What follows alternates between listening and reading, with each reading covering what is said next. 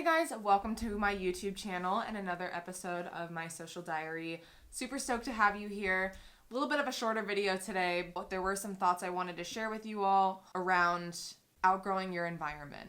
And when I say environment, I mean your work, your relationship. Hopefully it resonates with you and can help you, give you some perspective and some hope today. Also, yes, we did change offices. This actually used to be our bedroom, but our old office was way darker, has very dark walls. So we decided with the natural lighting and our content that this would just be more comfortable and easier, and I already love it. So welcome to my new little space. I'm excited to have you, and let's jump right in. So how do you know when you're starting to outgrow your environment?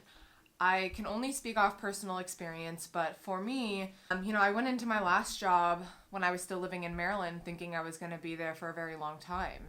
I think that is the mindset that people feel guilty over once they realize that the job they're in isn't necessarily for them. But things change, people change. Change is absolutely inevitable. So let's just get rid of that guilt right there. It's not your fault that your mind changes and your interests change as time goes on. If you haven't picked up this book already, I would highly suggest that you do. It's called The War of Art. It was actually the first book that I read once I moved down here to Florida back in April, and I wanted to reference something that I thought might be good to share with you all. Okay, so if you do have the book, it's page 142. I'll read a little bit for you.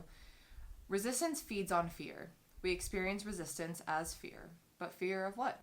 Fear of the consequences of following our heart. Fear of bankruptcy. Fear of poverty. Fear of insolvency. I don't even know if I know what that word means, but we'll go with it.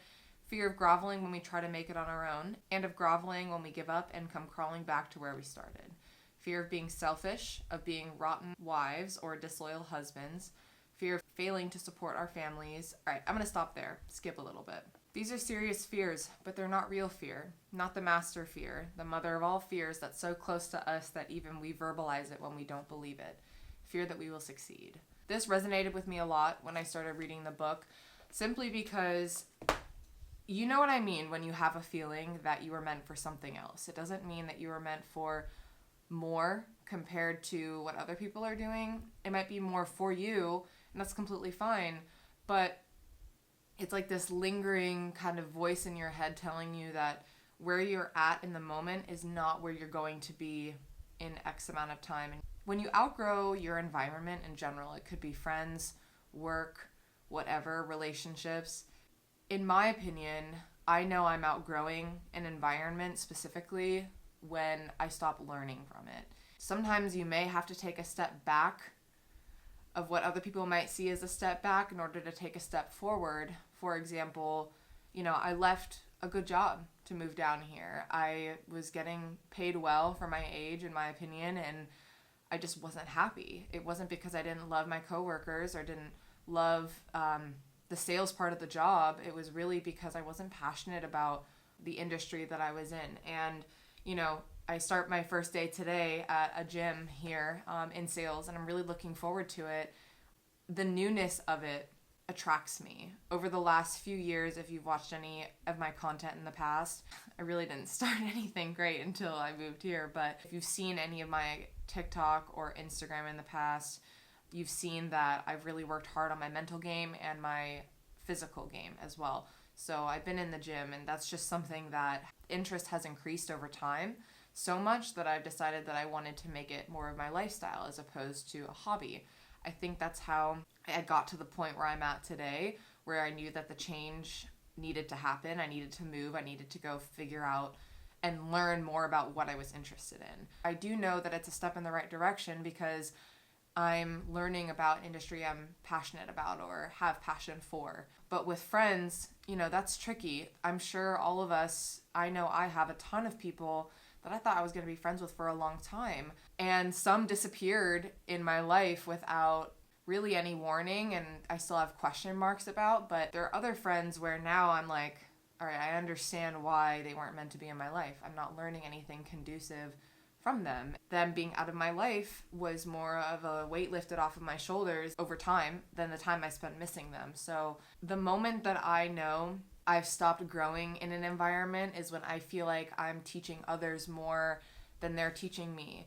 when you stop learning in general. You know, when I was in a management role at my last job, and I loved helping other people a ton.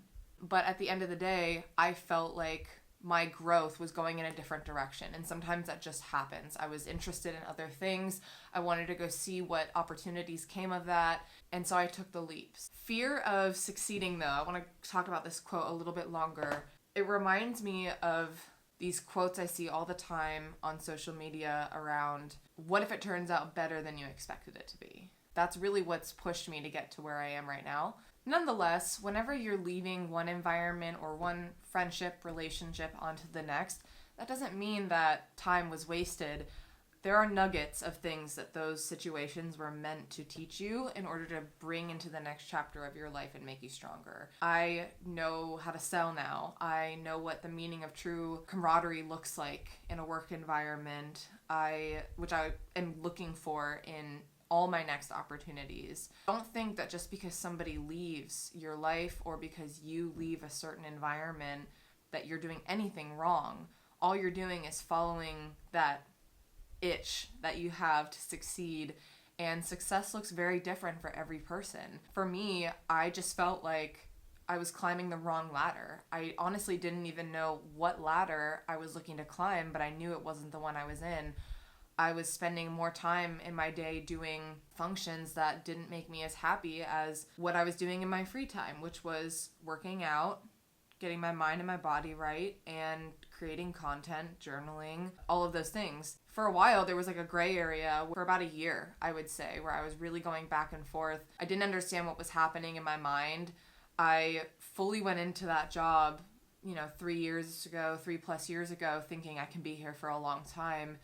And suddenly I was fighting my own thoughts. It was very uncomfortable, and you have to sit in those uncomfortable moments in order to let your brain work itself out, keep trying what you're doing. Eventually I just got to the point where I was like, would be way happier doing something related to what I like to do in my free time as opposed to what I'm doing right now. And that's just life. That's just growing up. If you're in that circumstance, really just think about what you need. Are you learning? Are you growing? Are you learning about things that interest you? If you're not, there's other options. You're never stuck in one circumstance. And just because it might be great for somebody else doesn't mean it's meant for you long term. So I've probably said this 5 times, but from my experience, it's all about learning. The older you get, the more you're also learning about yourself. People are so complex that it's going to take forever to understand the changes that are constantly happening within us. We're constantly becoming different people. And I think that's beautiful. I think that's what life is about. And just going with the ebbs and flows of the natural changes of you in your life. Whatever you need to do to figure out what you need in order to be happy. And there's a way to find happiness in the process. You feel uncomfortable, you pivot. You make a decision, you follow through with that decision. Over time, you feel the ick, pivot again. Like, who cares? It really doesn't matter as long as you're climbing your ladder. So keep learning about yourself, keep learning from other people, take care of yourself in the way that you need to do that. Like I said, I start my new job today on top of the fact that EJ is going to be working there with me. I am absolutely stoked. I don't know how long that this season of my life will be, but it's funny, in my head, I think to myself, this is a good decision for now. I've already fine-tuned my brain to assume that this is not going to be forever. Something is going to change down the line. I don't know how long that's going to be, but I can't tell you the mental freedom that I feel with just realizing that that's where my mind went.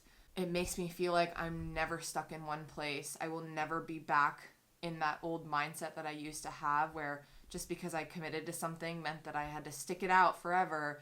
Or, years ago, the mantra was you get a job, you stay for 40, 50 years, and then you retire.